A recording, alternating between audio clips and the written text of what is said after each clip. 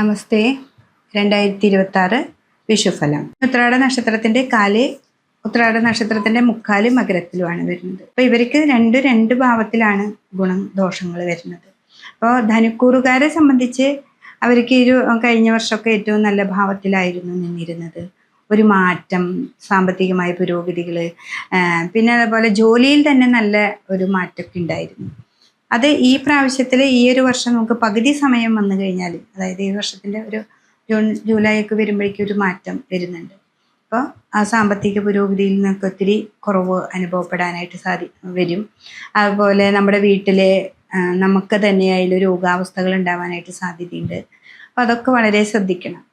പിന്നെ മകര രാശിക്കാരിൽ പെടുന്ന ഉത്രാട നക്ഷത്രക്കാരെ കഴിഞ്ഞൊരു വർഷം വളരെ സാമ്പത്തികമായ നഷ്ടവും കഷ്ടങ്ങളൊക്കെ ഉണ്ട്. എന്നാലും അവർക്ക് ആ 3-ലെ ശനീശ്വരനൊക്കെ അവർക്ക് നല്ലൊരു മനോബലത്തെ കൊടുത്തിരുന്നു. അപ്പൊ ഈ പ്രാവശ്യം അവർക്ക് 7-ലേക്ക് ഇങ്ങനെ വ്യാഴത്തിന്റെ ഒരു മാറ്റം വരുമ്പോൾ, അതായത് ഒരു പകുതി സമയം കഴിയുമ്പോൾ ഇത്തിരി കൂടി നല്ലൊരു സമയത്തിലേക്കാണ് വരിക. അപ്പൊ നല്ല സമയം കർക്കിടകത്തിൽ വ്യാഴ ഉച്ചസ്ഥനാണ്.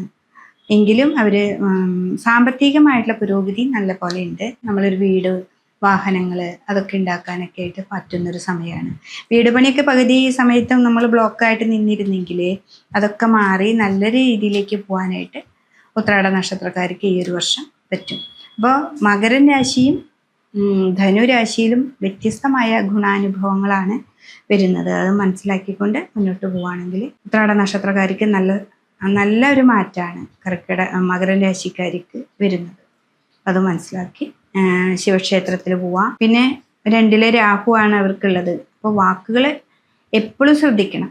എന്നുവെച്ചിട്ടുണ്ടെങ്കിൽ വാക്കുകളിലൂടെയാണ് നമുക്ക് നല്ല ഭാവങ്ങളിലേക്കും സാമ്പത്തികമായ പുരോഗതിയും ഒക്കെ ഉണ്ടാകുന്നത്. അപ്പോൾ വാക്കുകളും കൂടി ഒന്ന് ശ്രദ്ധിച്ച് സരസ്വതി ദേവീനെ ഇന്നും നന്നായിട്ട് പ്രാർത്ഥിക്കുക. ഇതൊക്കെ ചെയ്ത് കഴിഞ്ഞാൽ നല്ലൊരു മാറ്റമാണ് ഉത്രാട നക്ഷത്രക്കാർക്ക് വരുന്നത്.